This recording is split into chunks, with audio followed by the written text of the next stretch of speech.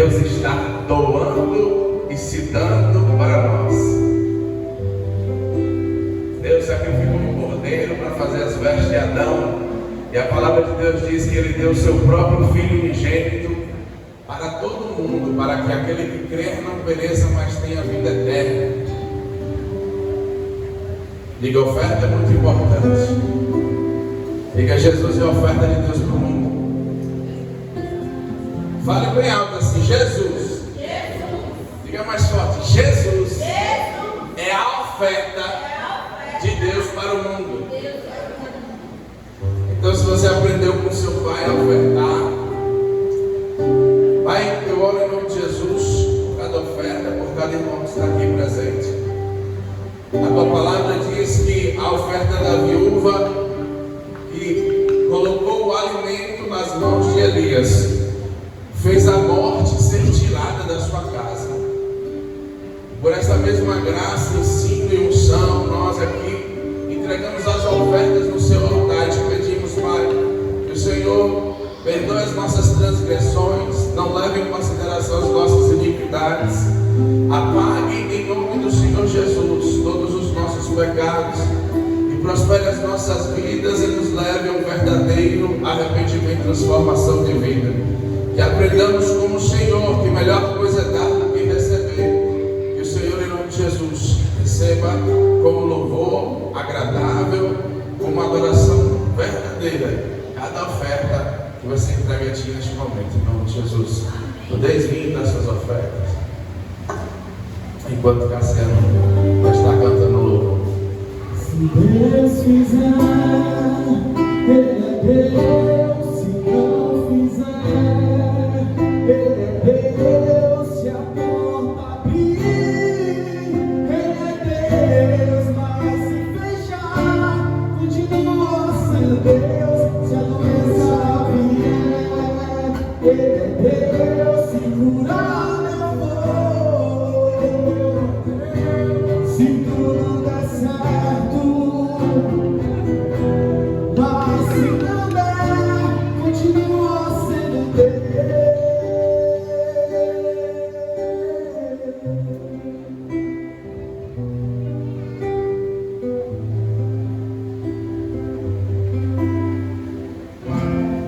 Amém? Irmãos, eu queria que vocês abrissem as vossas Bíblias em Hebreus capítulo 5. Nós vamos dar continuidade ao nosso curso de doutrinas, ao ensino dos fundamentos da fé cristã. Tem muita gente que crê em Jesus, mas não sabe de verdade qual é a doutrina de Cristo.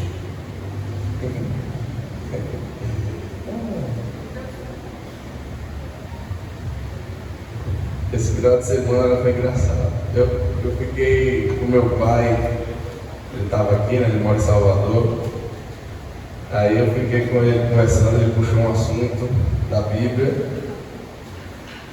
Aí eu fiquei a madrugada conversando com ele, até umas 3h30 da manhã. Ele não é cristão, pelo menos no entendimento que a maioria de nós temos, mas ele acredita que é. Então eu percebi que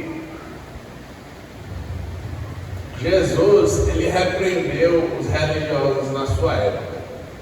Ao grupo dos saduceus, que era uma das vertentes do judaísmo, Jesus disse para eles: vocês erram porque não conhecem nem o poder de Deus e nem as Escrituras. Esse era o problema dos saduceus, e também é o meu problema, é o seu problema. Tem coisas que nós erramos porque não conhecemos o tamanho do poder de Deus, a grandeza do seu poder, e por pouca fé muitas vezes nós erramos e não entendemos algumas coisas. E também nós erramos porque não conhecemos o que está escrito como deveríamos. Oséias recebeu do Senhor uma palavra: o meu povo perece por falta de conhecimento, e os sacerdotes serão agora julgados porque rejeitaram a minha palavra e os meus ensinos. Então, quando eu vejo, ou quando você pode perceber que um povo, uma igreja, pessoa despreza o que está escrito, sobre ele virá grandes confusões e problemas. A palavra do Senhor diz que eu guardei a minha palavra no seu coração para não pecar contra ti. A palavra diz em Salmos, no capítulo 1, que bem-aventurado é o homem que ama a palavra do Senhor, que tem o seu prazer e medita nela noite e dia, que não anda nas rodas dos escarnecedores, porque ele será como árvore plantada junto ao ribeiro das águas, e dará o seu fruto na estação própria, as suas folhas jamais secarão. Então, irmãos, a palavra vai mencionar muitas vezes a importância de nós estarmos meditando. Para Josué, Deus falou o seguinte: assim que Moisés morreu, ele falou para Josué: não te aparte da tua boca o livro desta lei antes de tudo, ou seja, em primeiro lugar, ou seja, o mais importante é nele medita dia e noite, para que você vá e faça tudo conforme neste livro está escrito, então você possa prosperar. Então, o caminho da prosperidade está naquilo que está escrito. Não é o suficiente, não é tudo saber o que está escrito, porque o próprio Satanás, quando foi tentar Jesus, usou das escrituras para trazer Jesus ao tropeço, utilizando, por exemplo, Salmos 91, muito conhecido, versículo 10 e 11. Lança-te daqui para baixo, tu és filhos de Deus, porque aos teus anjos está escrito: os teus anjos darão algo ao seu favor, para que você não tropece em pedra alguma. E o Senhor Jesus disse: mas também está escrito. Ou seja, não basta eu conhecer as escrituras, mas eu preciso ter o Espírito de Deus capacitando-me para usar as escrituras a cada momento, porque todo detalhe e todo porém pode ser extremamente importante. Nós podemos usar as escrituras para fazer algo que parece ser de Deus, mas não é. Nós podemos usar um versículo da Bíblia para aplicar em uma situação que parece que está tudo bem, parece que está tudo certo, mas na verdade não é aquilo que o Senhor gostaria que nós fizéssemos. Então, por que a igreja precisa aprender as escrituras? Porque o Senhor Jesus disse que tudo que está escrito para que uma profecia, um cumprimento se estabeleça na terra. E aquele que crê em Moisés, nos escritos de Moisés, crê em mim. Mas quem não crê em Moisés não pode crer em mim.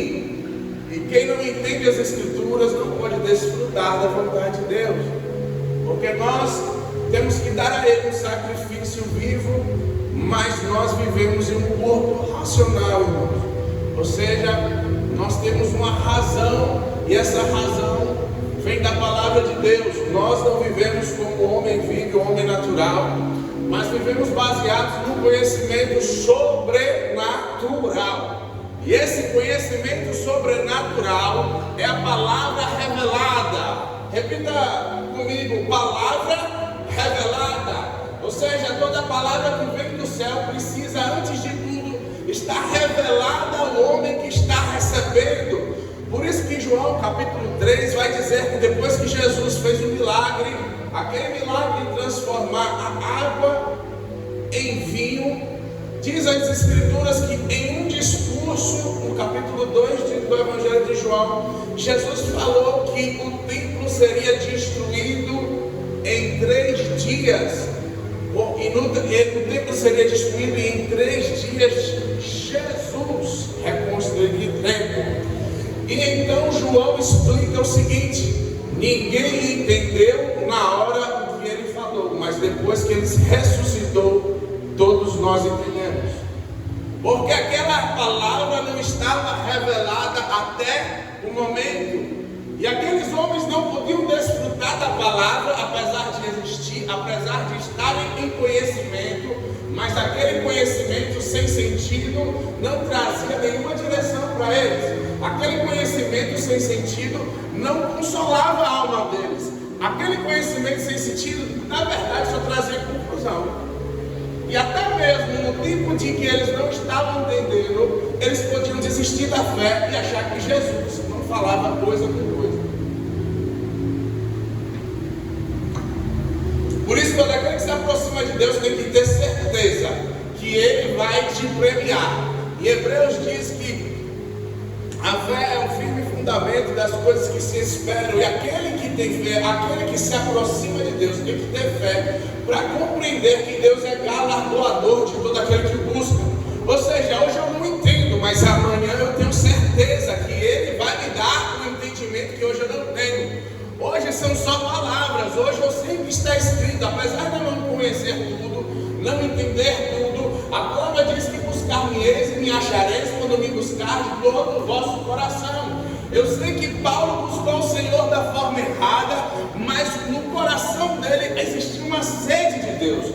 No coração dele, enquanto ele matava, perseguia os cristãos, enquanto ele estudava com Gamaliel a lei de Moisés, enquanto ele crescia no zelo do Senhor, mas fazia tudo que Deus não queria, no fundo ele estava dizendo para Deus que na verdade eu estou te perseguindo, e já que você não aparece para mim, eu vou matar aquilo que você tem na terra. Mas um dia, aquelas palavras que não faziam sentido para Paulo, aquelas palavras que não davam entendimento para Paulo, foram reveladas a ele porque ele se encontrou com o dono da verdade. E então aquele homem ficou cego dos olhos físicos, mas Paulo nunca enxergou tão bem depois que ele ficou cego.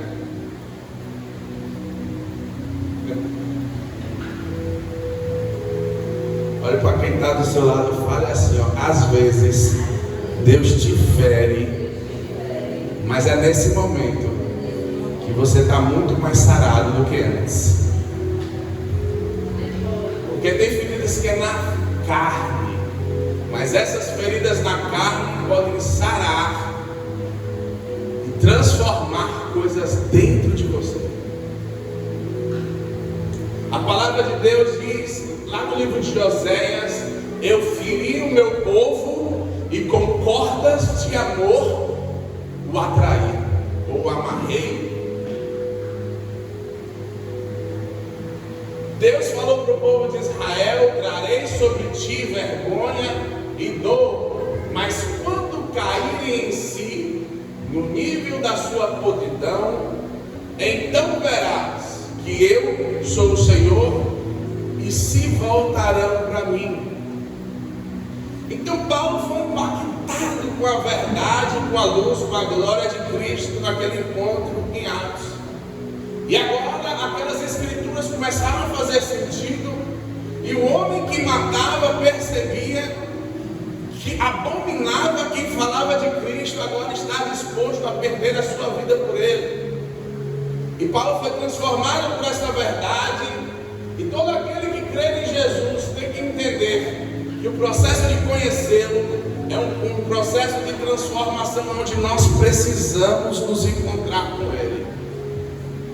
Por isso que, enquanto nós estamos ensinando aqui as palavras de Jesus, sabemos que dentro de você tem uma possibilidade de algo sobrenatural acontecer, que é a transformação da sua mente e a transformação do seu coração, que a palavra poderosa de Jesus pode lavar você de dentro para fora. O Espírito de Deus, ele trabalha por meio da palavra e do ensino. E está escrito lá em Mateus capítulo 4, abram comigo, Mateus capítulo 4.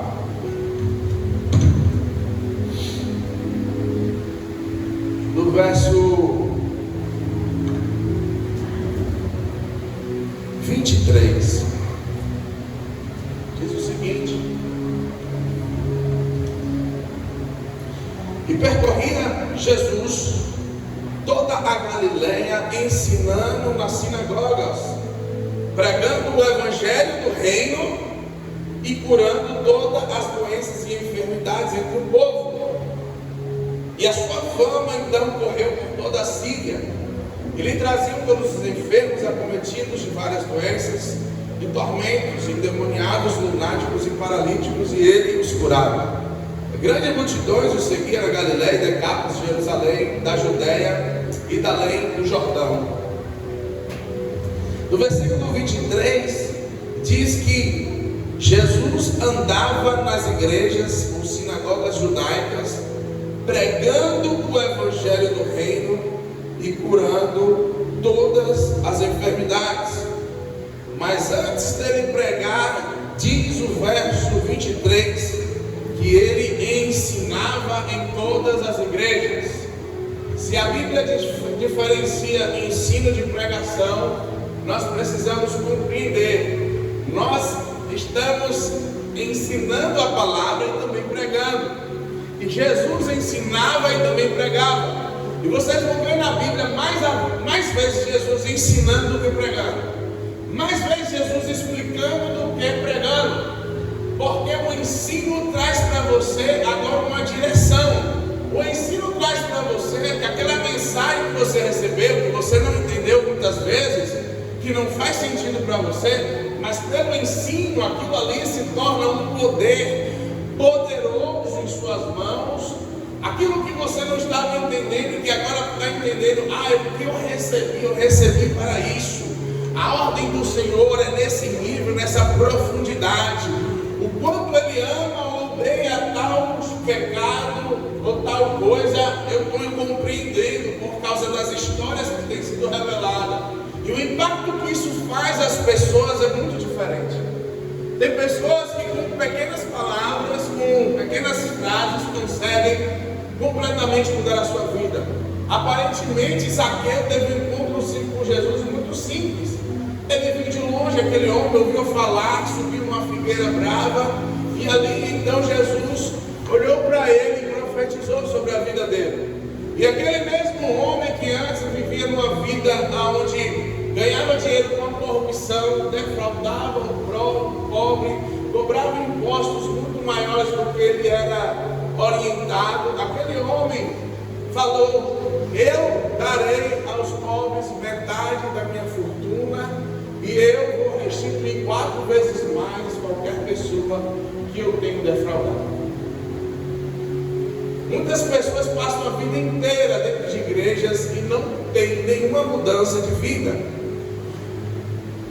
E muitas delas chegam aqui e saem e nunca conheceram as doutrinas de Cristo, os ensinos de Jesus, e não sabem nada sobre a sua fé. O apóstolo Pedro diz na sua carta que nós devemos estar prontos sempre para dar motivos sobre a esperança que está sobre nós. Temos que estar sempre prontos para saber como comunicar a respeito da nossa esperança. E como isso não é a realidade da igreja no Brasil, como isso não é a nossa realidade. O ensino das Escrituras é extremamente importante para tirar as dúvidas, para arrancar aquilo que foi colocado, que não foi Deus que colocou.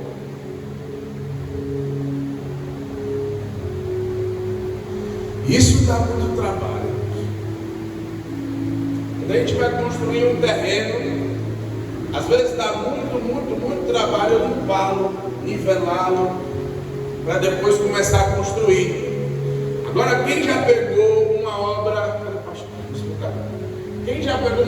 cheia de armênio, cheia de problemas, cheia de infiltração, cheia de problemas que foram feitos desde a base da edificação, vai entender que o custo para consertar é muito maior do que o custo para reconstruir do zero. Vai dar muito mais trabalho, vai levar muito mais tempo, e tem muitas coisas que foram construídas sobre o que não deveria ser construída. Não foi feito as etapas corretas no tempo correto, não foi respeitado isso. E nosso objetivo aqui é que a igreja não fique apenas ouvindo pregações e saia daqui sem entender e continue a vida do mesmo jeito. Nós precisamos enraizar este povo, enraizar a nossa vida espiritual, para podermos ter alguma coisa a oferecer ao mundo, porque o mundo geme e está com expectativa existir alguém que vai parecer com Jesus. O que está escrito em Romanos capítulo 8 é que a ardente expectação de toda a criação é ver a glória dos filhos de Deus, é ver a manifestação dos filhos maduros, ou seja, a imagem e semelhança de Jesus. Porque filho imaturo tem muito. Filho imaturo tem demais. Paulo escreveu na igreja de Coríntios, no capítulo 1, no capítulo 2, no capítulo 3. Ele disse para eles: vocês são carnais, porque no meio de vós há divisão. Vocês são carnais, porque um diz eu sou de Pedro, eu sou de Paulo.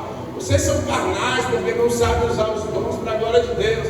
Vocês são carnais, porque dão mais atenção à forma das pessoas falarem do que à glória do que eles carregam. Não vim a vós com palavras de persuasão, com conhecimento humano, com palavras complicadas ou opulentas, mas vim a vós pregando a plena Cristo e este crucificado, porque Cristo é o poder de Deus para salvar todo aquele que crê. Os gregos procuram conhecimento, os judeus estão buscando sinais, curas, milagres, manifestações, mas aquele que crê em Cristo apenas se satisfaz com ele. O sacrifício dele é suficiente e a presença que ele traz, o Espírito Santo, nos satisfaz, nos capacita em todas as coisas. E aquele que é espiritual discerne tudo muito bem, porque o Espírito que sonda as profundezas de Deus traz para nós a revelação daquilo que nenhum homem viu ou ouviu ou nunca subiu ao seu coração a nós agora, neste tempo,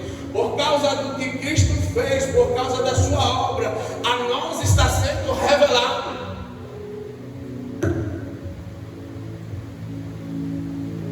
Algumas pessoas acham que é aquilo que nunca ouviu, nunca viu, nunca subiu o coração. Deus irá revelar. O texto diz: Deus revelou através do Espírito Santo. Não vai revelar, já está revelado.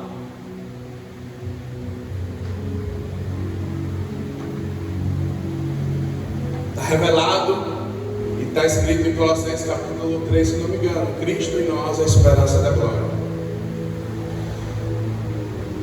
O Evangelho de Jesus é a única forma de que nós podemos ser novamente imagem e semelhança de Deus. Porque Adão foi criado em imagem e semelhança, mas toda a sua descendência não é imagem e semelhança de Deus, mas imagem e semelhança de Adão, como está escrito em Gênesis capítulo 4, que os seus filhos foram feitos imagem e semelhança suas. E agora Jesus está querendo formar em nós um caráter, uma transformação, um novo nascimento. E ele disse: aquele que não nascer da água do Espírito nem pode entrar no reino. Aquele que não nascer de novo nem pode ver este reino. Então nós precisamos nos aprofundar nesta palavra, porque muitos são chamados, poucos são escolhidos, porque há critérios para a escolha. O chamado é para todos, irmãos. A salvação é de graça, mas o reino não é de graça. No reino há maior e há menor, no reino há quem entra e há quem não entra. Na salvação precisa crer no que o outro fez, e este outro é Jesus. No reino a preocupação de Jesus é o que vocês estão fazendo e como estão fazendo. Porque se não estiver alinhado com o meu desejo, com o meu coração, não vai entrar. E este é um tema para um outro assunto futuro, que nós não vamos falar aqui para não complicar a cabeça dos irmãos, porque não é um ensino daqui, não é um ensino comum. Mas a palavra diz, irmãos, que o reino dos céus, ele não é comida e nem bebida, mas é paz, é alegria, é justiça. E nós precisamos trazer esse reino para a terra.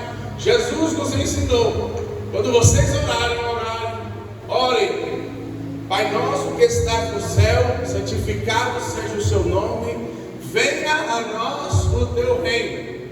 Porque depois que vier o reino, a vontade de Deus na terra é estabelecida.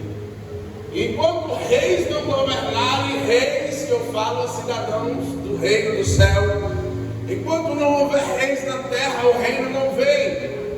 A palavra de Deus nos prometeu, e eu vos fiz em 1 Pedro, se eu não me engano, capítulo 2, verso 9, que eu vos fiz sacerdotes, reino e sacerdotes. Eu os escolhi como reinos e sacerdotes para que anuncieis a palavra da verdade. Deus nos chamou para sermos reino, para estarmos como rei nessa terra, para que decretos reais saiam da nossa boca, vindos do céu, para que embaixadores do céu na terra possam estar preocupados com aquilo que o reino do céu quer manifestar. Os assuntos do céu são dados para nós por meio do Espírito. Você precisa estar preocupado onde você está. Qual é a sua posição dentro deste reino? Porque a palavra da sua boca não tem autoridade. Aonde está o seu coração? Porque enquanto você for menino na fé, os problemas vão tomar a sua mente. O que você não tem é muito maior do que aquilo que você já recebeu. Enquanto você for pequeno na fé, qualquer problema te tira do sério. Enquanto você não estiver alinhado com aquilo que Deus quer fazer na sua vida de amadurecer, você não será como um monte de Sião que não se abala e que não permanece para sempre, que permanece para sempre. Você não entenderá o que Isaías profetizou, que aqueles que esperam no Senhor renovarão as suas forças, subirão com asas como águias, eles correrão e não se cansarão, andarão e não se fatigarão. Vocês não vão entender o que é comer coisa mortífera e dano nenhum fará a vocês. O que é impor as mãos sobre os enfermos e eles serem curados. Não vão entender o que é os sinais seguirão aqueles que creem. Porque Ele mudou o poder e a autoridade na terra para pisar em cobras, serpentes, escorpiões. Eu vos dou o poder. Mas onde está o poder da igreja? Por que a igreja não vive esse poder? Porque falta nela profundidade e arrependimento. Por isso que nós estamos ensinando. A igreja precisa compreender as doutrinas básicas de Cristo, para que nós possamos construir um edifício sobre um alicerce que é firmado apenas nele. E toda a confusão que existe no ensino da Escritura é uma confusão proposital, que nós precisamos com diligência combater. O seu coração precisa permanecer humilde, porque só os humildes entenderão aquilo que o Senhor quer revelar para você. Hebreus capítulo 5, eu acabei não lendo com vocês, eu gostaria que vocês abrissem, porque é o versículo base de todos os nossos ensinos que estamos ministrando aqui em cima.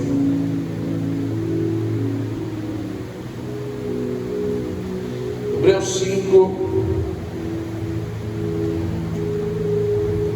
lá no finalzinho, no verso 12, pequenininho o capítulo. Hebreus 5, verso 12. Diz assim: pois, devendo já vocês serem mestres, professores, pelo transcorrer do tempo, de novo vocês necessitam de alguém que vos ensine quais sejam os princípios elementares ou os fundamentos da palavra de Deus. Assim, vos tornastes como necessitados de leite e não de sólido alimento. Ora, quem se alimenta de leite é inexperiente na palavra da justiça, porque é criança. Mas o alimento sólido é para os adultos, a quais, pela experiência própria, têm a capacidade de discernimento exercitada para distinguir o que é bom e o que é mau. Por isso, verso 6, capítulo 6, verso 1, deixando de lado esses ensinos fundamentais acerca de Cristo, prossigamos até o nível mais alto, não lançando novamente a base do arrependimento de obras mortas, de fé em Deus, do ensino dos batismos e da imposição das mãos, da ressurreição dos mortos e do juízo eterno. Isso nós faremos se Deus permitir. É impossível, pois aqueles que uma vez foram iluminados e provaram o dom celestial, tornaram-se participantes do Espírito Santo, experimentaram da boa palavra de Deus e os poderes da era por vir ou da era vindoura, e depois caíram, sejam outra vez renovados para o arrependimento, pois de novo estão crucificando para si mesmo o Filho de Deus e expondo ele à desonra pública. Amém? Até? Esse é um texto de muitas más interpretações no meu ponto de vista. O que o escritor de Hebreus estava dizendo no final do capítulo 5 é que vocês, pelo tempo, deveriam ser professores. Ou seja, tem muitos professores que estão sentados aí, que ainda não descobriram que são professores. Eita, agora foi. Agora posso dormir em paz.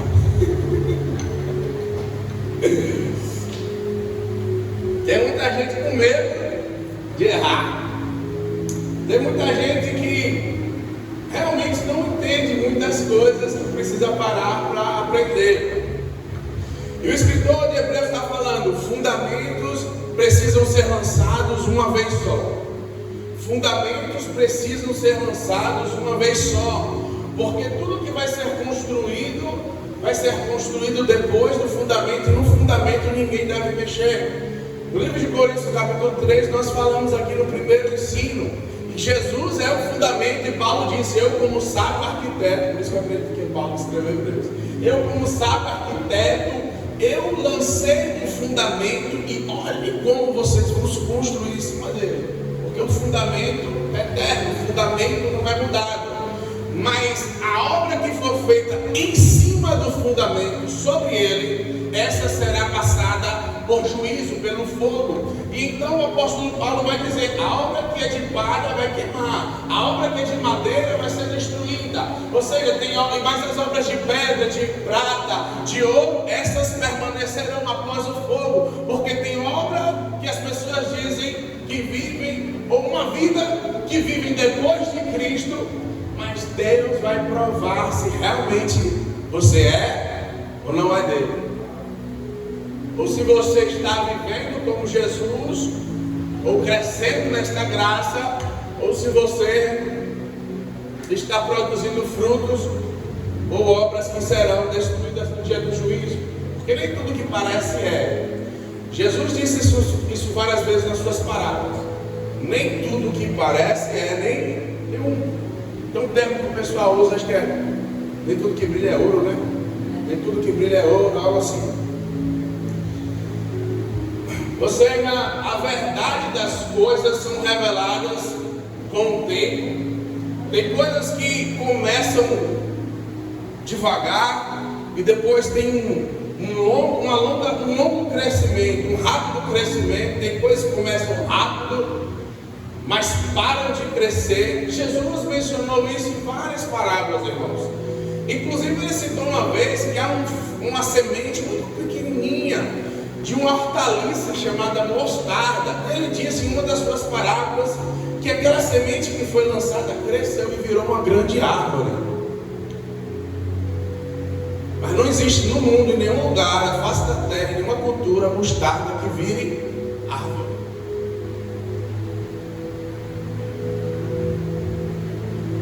Nem tudo que parece é. E o resultado do crescimento dessa planta, Jesus falou, virou casa e esconderijo de demônios.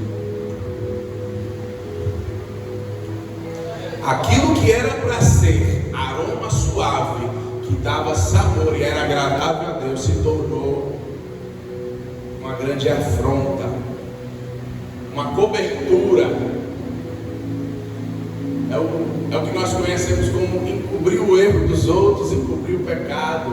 Vários sistemas que usam o nome de Jesus, mas são casa de covil de ladrões.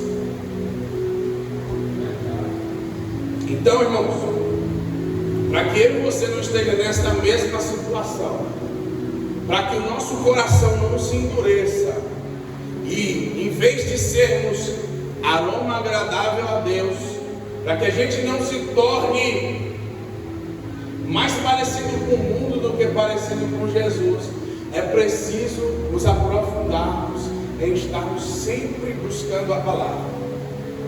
Nós baseamos o nosso fundamento do ensino sobre arrependimento em o amor que você tem pela palavra, o conhecimento da palavra, em o poder que você tem da intimidade, o uso que você faz da oração e como você usa do jejum para lhe aproximar de Deus em um processo de auto-humilhação para conhecer mais de Cristo e estar mais perto e sensível dele. Porque a nossa guerra é contra a nossa carne em primeiro lugar e depois contra Satanás e seus demônios. E os instrumentos que Jesus dá para nós de vigilância, oração, quando jejuar, jejue assim, quando Jesus ensina os apóstolos a viver uma vida de jejum, palavra, conhecimento das escrituras e oração, ele está falando, existem formas, existem coisas que vocês precisam fazer que Deus não vai fazer por vocês. Existem coisas que você vai fazer que Deus não vai fazer por vocês. Deus não vai orar por vocês. Deus não vai orar por vocês. Deus não vai estar no seu lugar lendo a Bíblia. Deus não vai estar no seu lugar tomando água ou tomando um banho. Tem coisas que é sua responsabilidade e tem coisas que é responsabilidade e promessa de Deus. E às vezes a gente está orando para que uma promessa aconteça e Deus está ali orando para ver o que você vai fazer com o que eu já te dei, porque você está perdendo tempo. Josué clamou a Deus de manhã até de tardezinha e Deus falou para ele: Josué, por que você está orando? Não, depois de não sei quantas horas, Deus fala para ele. Eu não falo no início do dia. Diga, Deus não quer falar aquilo que você já deveria saber. E o escritor de Hebreus está falando: olha, você já deveria estar me ensinando sobre isso, ensinando as pessoas, mas é necessário que volte agora a vocês sentarem para que os fundamentos sejam estabelecidos, porque vocês estão atrapalhados.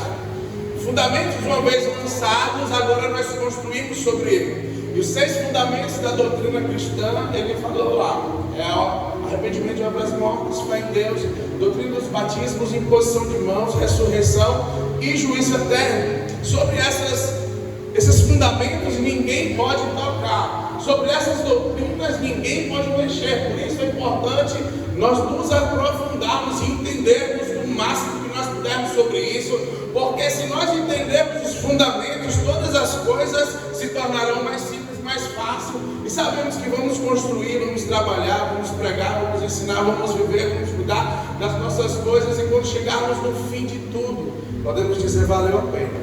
Aleluia! Quem já construiu casinha ou castelinho na areia, bem pertinho das ondas, onde as ondas passam? O apóstolo Paulo está falando: vocês vão perder a vida de vocês e no final vão descobrir que tudo que vocês construíram é como aquelas casinhas na areia, não duram muito. E grande vai ser o choro e o ranger de dentro naquele dia. Então, o escritor de Hebreus vai falar que esta palavra que tem sido pregada a nós precisa ser ouvida com diligência e com muita atenção. Porque se a palavra que Moisés e os antigos pregaram gerava um resultado até mesmo de morte física aos seus ouvintes, imagine aqueles que têm recebido as palavras do Filho de Deus. E nós precisamos, irmãos, entender que o escritor de Hebreus está dizendo: neste fundamento ninguém pode mexer, uma vez lançado ninguém pode tocar nele. Fundamentos estão sobre base, normalmente estão escondidos. Fundamentos são lançados dentro de você, no seu coração, são convicções da sua fé dadas pelo Espírito. E quando você recebe algo do Espírito, você sabe, e não sabe às vezes explicar, mas sabe que é. Por isso, em Romanos 8 fala: o Espírito de Deus testifica no seu Espírito que você é filho de Deus. Mas não existe nenhum lugar da Bíblia que diz: Samir é filho de Deus, Joana é filho de Deus.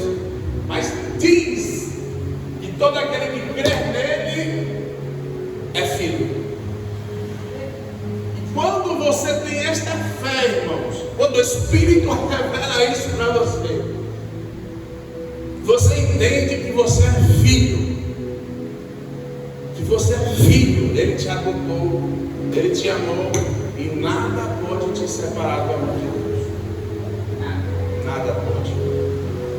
Nada pode separar. O escritor de Hebreus vai falar no final do que nós lemos, que se você passou por vários processos da vida cristã, que ele vai mencionar, se você se aprofundou, se você experimentou inclusive de poder do Espírito Santo, se você experimentou de coisas sobrenaturais relacionadas à fé, ele disse: é impossível que uma pessoa que agora retroceda, que agora caia, que agora negue tudo aquilo que ele aprendeu, negue a Cristo crucificado, possa se arrepender novamente. E esse texto não está falando sobre salvação, está falando sobre arrependimento. Ele diz: é impossível porque não existe outro fundamento para que a pessoa se arrependa. Ou seja, não existe outro Cristo. E ele diz: então eu teria que arranjar um outro Cristo ou crucificar Cristo novamente, o que já não é possível. Se Cristo crucificado não é o suficiente para que essa pessoa se arrependa, se o seu coração se cauterizou, se você ficou doente no Espírito, de tal forma onde você despreza a palavra, onde a cruz de Cristo, o sacrifício dele, tudo que ele fez para você, não é importante, você está vivendo a sua vida como se nunca ouvisse falar, ou se ouviu, não liga para isso. Ele está falando: vocês estão tão frios espiritualmente falando, que não há como vocês serem transformados, a não ser que vocês confessem e creiam no mesmo fundamento que foi pregado. Ou seja, quando a pessoa se afasta de Cristo, está frio e volta, se arrepende, é uma coisa que não é o que o escritor está falando, porque isso acontece o tempo todo. Pessoas frias, pessoas se desviam, não querem mais saber de Deus. O que o escritor está falando é que se Cristo não for suficiente, nada será. Não dá para a gente gerar um outro evangelho, porque só um. Ele está falando: não dá para gerar um outro fundamento. Cristo é o único. Então, se a pessoa quer se arrepender, eu vou pregar o mesmo Cristo crucificado. Se a pessoa quer se aproximar de Deus, eu vou repetir aquilo que eu tenho falado.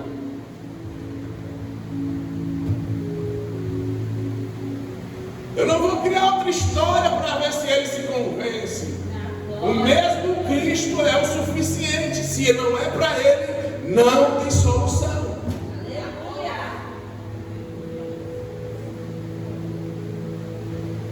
Agora, se eu ouvi um dia, me afastei, fiquei frio, duro, não queria mais saber de Deus, e voltei a ouvir o mesmo evangelho, tive encontro com o mesmo Cristo, eu posso me arrepender.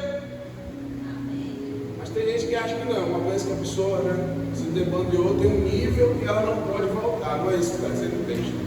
Está dizendo que não há outro Cristo e não há outro arrependimento para ser pregado, apenas aquele que é pregado desde o princípio.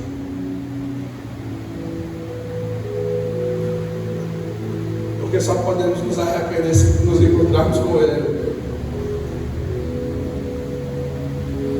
Josias foi um rei que começou a reinar com 8 anos, irmãos. Mas o que aquele homem fez é inacreditável.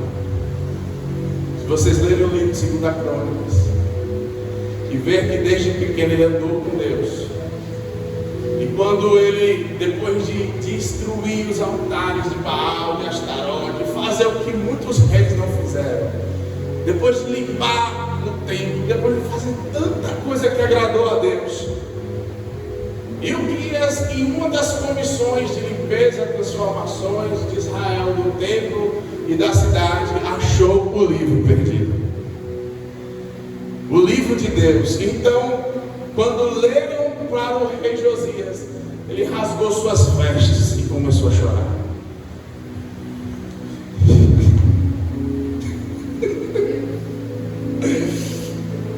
E para ele, para ele era importante. Um livro que estava perdido, que ninguém dava valor, no meio do templo estava escondido esse livro, irmãos. Esse homem falou: manda esse livro para a profetisa Hulda e pergunta se realmente é de Deus. E a profetisa Hulda falou: sim, esse é o livro do Senhor. E então ele se prostou e ele chorou muito, irmãos, e pediu pelo povo, pediu por ele. E a profetisa mandou uma mensagem: diga ao meu povo que ele será destruído porque tem desobedecido a minha palavra e não tem se arrependido. Mas Josias ouviu da boca da profetisa: mas nenhum mal virá sobre Israel na sua vida enquanto você viver por causa de ti. Sabe o que é isso, irmãos? É que você tem a oportunidade de ser um antídoto de destruição numa cidade, numa casa, porque juízos virão, mas por causa da sua justiça, porque você tem se tornado semelhante a Cristo, Deus vai parar coisas por causa de um justo.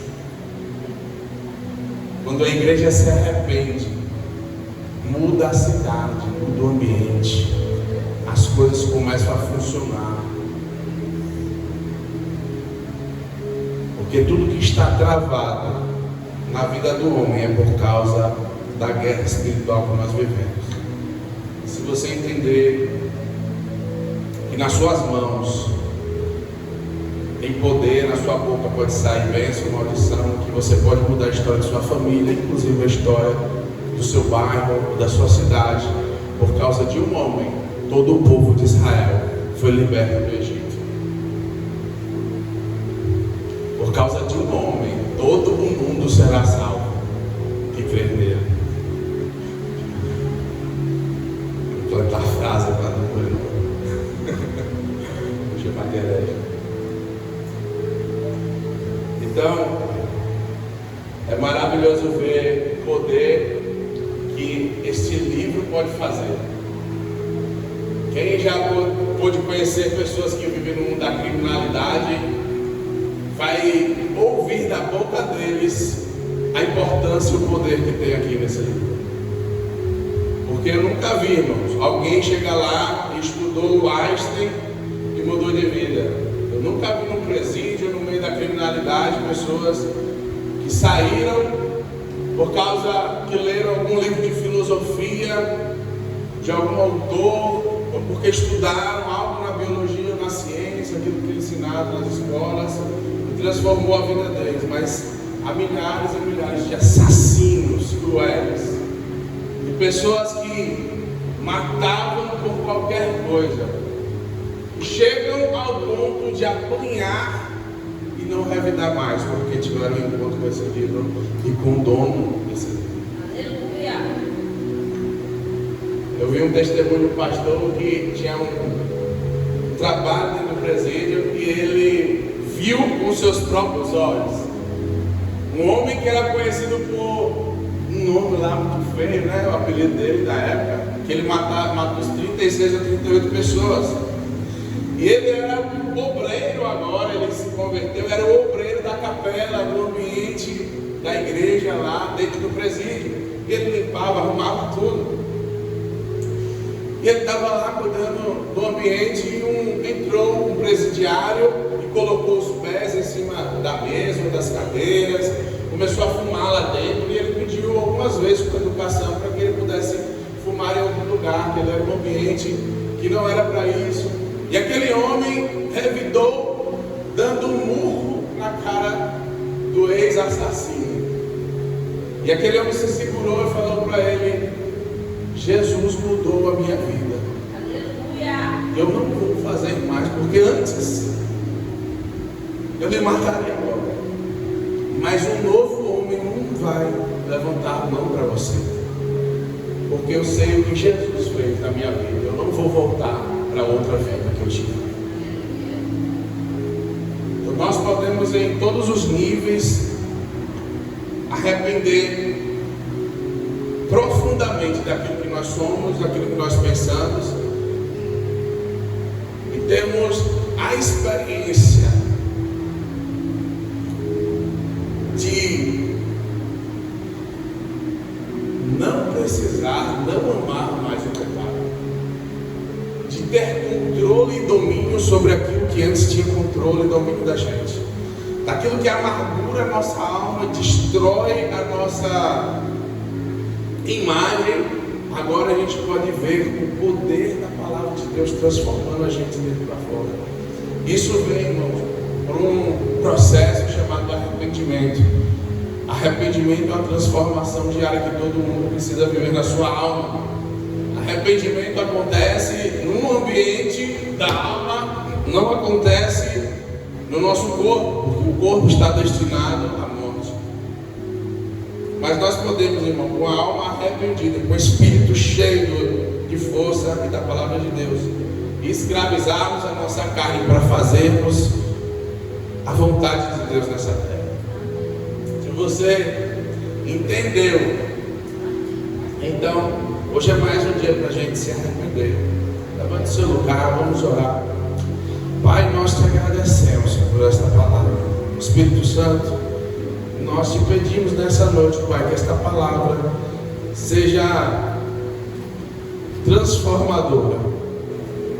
Que assim como Josias fez grandes coisas porque teve contato com este livro, assim como Esdras pôde mudar a realidade da sua cidade, do seu povo, porque ouviu e leu as tuas palavras, assim como muitos homens e muitas mulheres, Pai, puderam ter um encontro contigo e se arrependeram de forma maravilhosa, tiveram uma vida maravilhosa, Pai. Nós queremos também ser diferentes nessa terra. Nós queremos ser parecidos com Jesus, por isso nos ajuda, nos fortalece, e que nesta noite nós possamos, meu Pai, experimentar daquilo que nunca experimentamos, que o Seu Espírito venha nos fortalecer, nos ajudar na nossa fraqueza. Espírito Santo,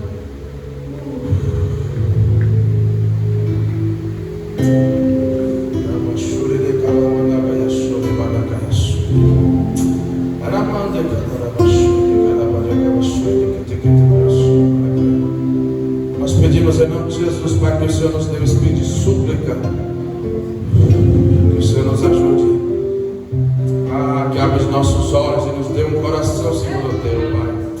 Oh, Pai, que a nossa mente, os nossos olhos se abram para compreender a Tua palavra e obedecermos a Tua voz.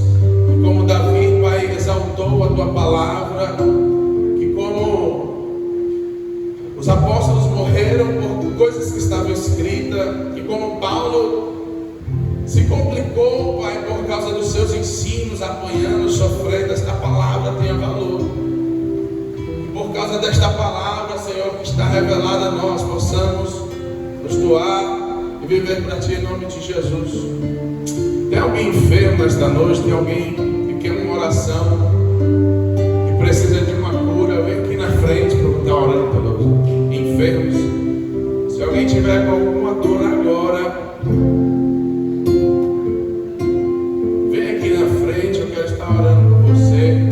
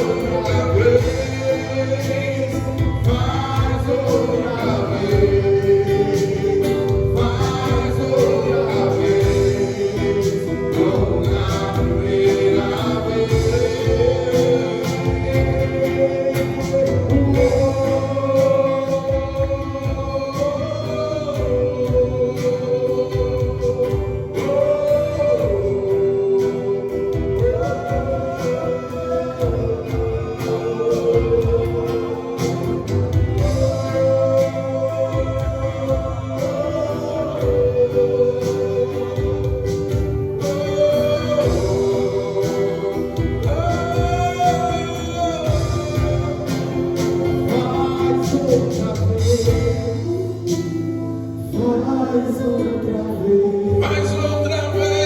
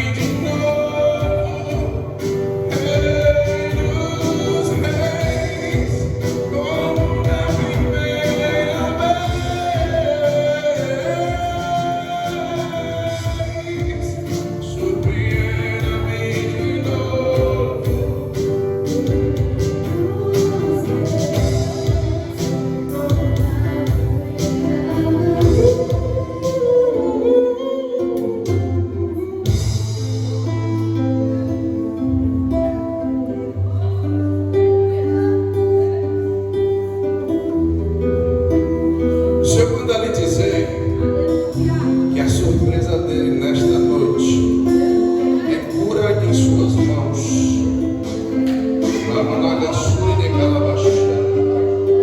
O Senhor está lhe dando dons de curar os enfermos. Que essas mãos sejam ungidas hoje, Pai. Que elas carreguem a unção para curar os enfermos. Em nome de Jesus. Aquilo que eu tenho, lhe dou.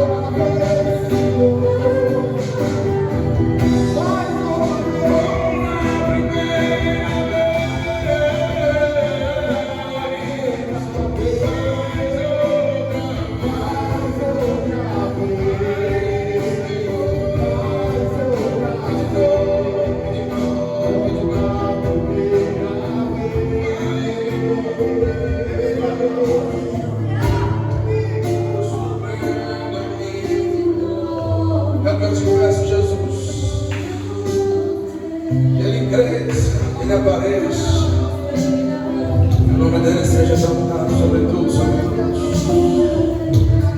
Não haja espaço para nós, apenas para Jesus. Oh, Pai. Tudo que temos, tudo que fazemos,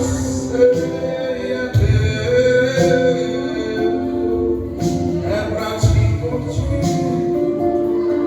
Todas as coisas são tuas, que dele poder mais são todas as coisas.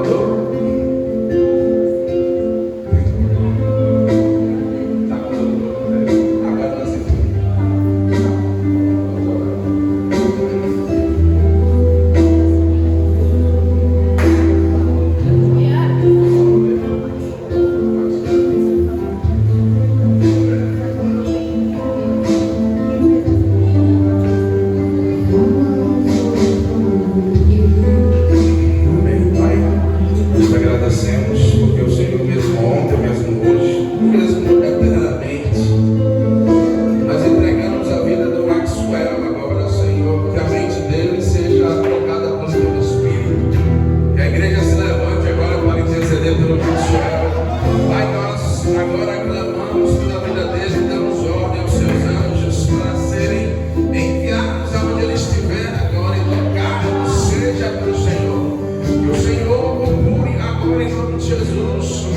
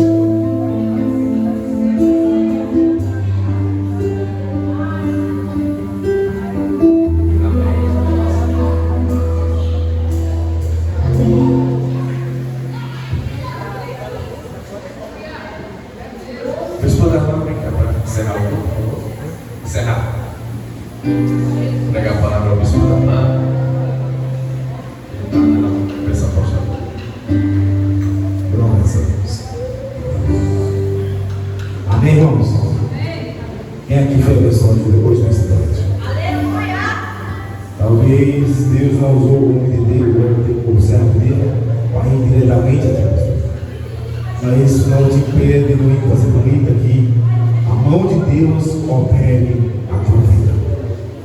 Eu creio que hoje houve transformação, houve cura, houve restituição, houve um toque do Senhor. Se creres, verás a glória de Deus. Se você chegou crendo, você viu a glória de Deus na tua vida e através da sua vida. Não se conforme em receber apenas um toque, mas sim tenha sede e fome dele. Que venhamos buscar incessantemente que a graça de Deus, a multiforme graça do Senhor, venha atuar na tua vida, em nome de Jesus. Quem puder ficar de pé, fique de pé em nome de Jesus. Nós encerramos o culto. Curvai vossas cabeças em nome de Jesus. Pai, obrigado, Senhor Deus, por esse culto, por cada pessoa que esteve aqui. Eu sei que hoje o Senhor curou, o Senhor sarou, o Senhor restituiu, derramou um bálsamo, estancou feridas, sarou ferimentos. O que machucava foi arrancado em nome de Jesus. Obrigado, Senhor Deus, por cada vida, por cada pessoa que se encontra aqui, cada filho teu. Pai, só tenho a te agradecer. Ebenezer, até aqui nos ajudou o Senhor. Que a graça do nosso Senhor Jesus Cristo, do amor de Deus Pai Todo-Poderoso e as benditas consolações do Espírito Santo, que não empobrece, mas se enriquece, que não traz tristeza, mas sim alegria, felicidade e abundância, esteja no meio da igreja. A igreja diz? Amém. A igreja diz? Amém. Por debaixo da mão poderosa, em nome de Jesus. Glória a Deus.